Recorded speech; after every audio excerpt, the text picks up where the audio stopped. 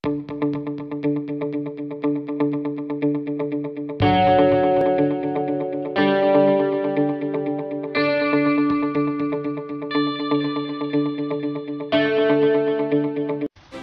membahas tentang penemuan dan para ilmuwan, kita biasanya akan langsung teringat nama-nama seperti Einstein, Thomas Alva Edison, atau Nikola Tesla. Mereka adalah orang-orang yang dianggap memiliki andil besar dalam memajukan ilmu pengetahuan saat ini. Jika kita cermati, mereka memiliki satu kesamaan, yaitu semuanya berasal dari Eropa. Karena inilah sering muncul stigma jika para ilmuwan hebat semuanya berasal dari benua biru. Padahal anggapan ini tak sepenuhnya benar, karena ada masa di mana justru ilmuwan muslim dari Timur Tengah dan Jazirah Arab yang juga memberikan sumbangsi besar pada kemajuan ilmu pengetahuan dengan teman-teman mereka. Seperti yang sudah kita tahu, pada abad pertengahan daratan Eropa tidak seperti sekarang, bahkan jauh dari kata beradab. Karena itu, zaman ini sering disebut The Darkness Age atau era kegelapan. Pada zaman inilah justru ilmuwan muslim dari Jazirah Arab seperti Baghdad, Kairo, Damaskus, dan Cordoba menunjukkan kemampuan mereka dengan berbagai temuan gemilang. Penemuan-penemuan ini bahkan dijadikan patokan untuk berbagai disiplin ilmu, mulai dari aljabar, trigonometri, serta kimia, dunia kedokteran, astronomi, teknik, dan tak ketinggalan dunia pertanian. Berikut informasi tentang beberapa penemuan penting hasil sumbangsi para ilmuwan muslim di dunia yang disumbang oleh ilmuwan muslim. Tapi sebelum itu jangan lupa tekan tombol subscribe dan loncengnya ya, agar channel ini dapat memberikan informasi ilmu pengetahuan lainnya. Abbas bin Firnas, teori penerbangan. Abbas Abul Qasim bin Firnas atau lebih dikenal dengan Abbas bin Firnas merupakan seorang ilmuwan muslim asal Andalusia yang hidup antara tahun 810 sampai 887 Masehi.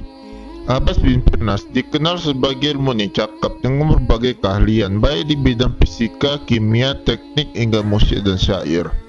Semasa hidupnya, Abbas bin Firnas telah banyak menyumbangkan hasil temuannya yang bermanfaat bagi dunia, yang diantaranya jam air hingga batu baca, yang kini telah diadaptasi menjadi kacamata dan lensa kontak yang bisa memudahkan orang untuk membaca dengan lebih jelas. Namun bukan hal itu yang membuat Abbas bin Firnas jadi ilmuwan yang dikenang dunia hingga saat ini, melainkan usahanya untuk membuat alat yang bisa membuat manusia dapat terbang. Hal ini diungkapkan oleh seorang sejarawan Maroko bernama Makori menulis sebuah deskripsi tentang Firnas 7 abad setelah kematian ilmu eksentrik ini. Dalam deskripsinya, Al-Makori menuliskan kalau Firnas pernah mencoba untuk terbang dengan membuat sebuah sayap yang ditempeli dengan bulu burung. Sayap ini juga dilengkapi dengan gelinder dan sebuah sistem misterius. Dengan alat ini, Firnas bahkan benar-benar bisa terbang dengan selamat. Hanya saja alat tersebut memberikan dampak rasa sakit pada punggung yang ternyata diakibatkan oleh mekanisme misterius seperti ekor burung yang dipasang pada tubuhnya. Mekanisme inilah yang telah diadaptasi dalam dunia penerbangan untuk membuat pesawat terbang. Dan meski jarang dikenal orang berkat sumbangsinya dalam dunia penerbangan, NASA ternyata mengabadikan nama Firnas sebagai salah satu nama kawah di bulan dan juga sebuah nama bandara di Baghdad. Al-Jazari, mekanisme robotik. Saat mendengar tentang robot, yang pertama kali akan terlintas di benak kita saat ini tentu negara Jepang. Karena negara yang terkenal sebagai pemimpin industri otomotif kelas menengah ini memang pemimpin dalam urusan kemajuan dunia robotik saat ini. Tapi jika kita sedikit menilik ke sejarah, sebenarnya orang yang pertama kali menemukan mekanisme robotik sangatlah jauh dari daratan Jepang. Dia adalah Ismail Al-Jazari, seorang insinyur dan matematikawan asal Turki yang salah satu temuannya ternyata merupakan pencetus dari sistem robotik yang saat ini. Pada tahun 1100 Masehi, Al-Jazari sukses membangun sebuah jam raksasa dengan tampilan luar mirip awan gajah dengan mekanisme unik yang bisa memunculkan kicauan burung dan juga pergerakan khusus dari sebuah karakter naga yang terpasang di dalamnya. Mekanisme ini sendiri digerakkan melalui sebuah mangkok air yang ada di dalam jam. Mangkok ini didesain dengan sebuah pendulum yang bekerja dengan prinsip Archimedes.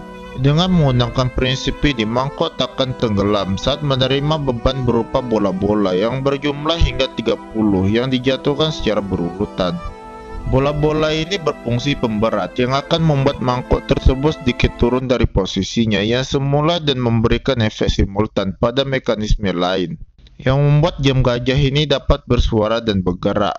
Nah, mekanisme ini pula yang kini dianggap sebagai karya robotik pertama di dunia, sekaligus inspirasi dari mekanisme robotik yang ada saat ini. Ibnu Al-Haytham, bapak lensa optik modern. Abu Ali Muhammad Al-Hasan bin Al-Haytham atau lebih dikenal sebagai Ibnu Al-Haytham adalah seorang ilmuwan Islam asal Basra, Irak tahun 925 Masehi yang ahli dalam bidang sains, falak, matematika, geometri, pengobatan, dan filsafat. Ilmuwan yang begitu tertarik untuk mempelajari tentang cahaya kini dikenal sebagai bapak optik dunia berkat kontribusinya dalam pembuatan lensa optik modern. Beliau lah yang perbaiki konsep kamera obscura atau lambang jarum yang awalnya ditemukan Cina. Dalam teori ini disebutkan jika cahaya yang bergerak pada garis lurus akan membentuk gambar yang terbalik pada retina. Oleh Ibnu Al-Haytham, teori ini kemudian ia sempurnakan dengan hasil penelitiannya terhadap efek cahaya yang menyebutkan jika cahaya bergerak dalam garis lurus dan dibedakan oleh objek yang terrefleksikan oleh sinar tersebut. Teori inilah yang kemudian menjadi cikal bakal pembentukan konsep lensa optik modern yang ada saat ini. Berkat temuannya ini, ilmuwan yang juga memiliki nama barat Al-Hazen bahkan dijadikan sumber inspirasi oleh beberapa ahli sains barat seperti Roger Bacon dan Kepler dalam menciptakan mikroskop serta teleskop. Banu Musa bersaudara, The Book of Ingenious Davies. Book of Ingenious Davies merupakan sebuah buku berisi berbagai catatan tentang sistem kerja sebuah mekanisme yang dibuat pada tahun 850 Masehi oleh 3 bersaudara dari Iran bernama Banu Musa bersaudara. Dalam buku ini, Banu Musa yang terdiri dari Ahmad, Muhammad, dan Hasan bin Musa ibnu Sakir menulis tentang bagaimana sebuah sistem mekanik bekerja serta menggambarkannya dalam bentuk ilustrasi. Buku ini menjadi buku pertama di dunia yang menjelaskan tentang sistem otomata atau berbagai mesin otomatis. Selain itu masih ada fontaine, otomatis organ bertenaga air, serta dispenser air. Konsep dari Book of Ingenious Davies inilah yang sekarang sering disebut sebagai pioner dari berbagai ensiklopedia dan buku manual yang ada saat ini. Al-Idrisi, pembuat peta pertama di dunia. Abu Abdullah Muhammad Al-Idrisi Al-Qurtubi Al-Hasani Al-Sabti atau lebih sering disapa dengan nama Al-Idrisi merupakan seorang ilmuwan keturunan Arab yang lahir di Kuwait, Afrika Utara. Semasa hidupnya, Al-Idrisi dikenal sebagai seorang pakar geografer dan kartografer yang gemar mengembara keliling dunia. Berkat kegemarannya ini, Al-Idrisi akhirnya sampai ke Palermo, Sisilia, Italia dan menghabiskan sisa umurnya di sana. Di Palermo pula ia menorehkan prestasi terbesar dalam hidupnya dengan membuat peta dunia dengan deskripsi paling lengkap pada abad ke-12. Peta buatan Al-Idrisi merupakan yang paling hebat pada masanya hingga digunakan oleh para pelancong hingga beberapa abad ke depan. Dalam peta tersebut, Al-Idrisi menggambarkan secara rinci lokasi-lokasi seperti benua Afrika, Samudra India, bahkan hingga daratan timur jauh yang saat itu belum terjamah oleh para penjelajah. Selain memberikan gambaran yang rinci tentang lokasi tersebut, Al-Idrisi juga tak lupa memberikan penjelasan lengkap tentang wilayah utara Kristen dan wilayah Islam.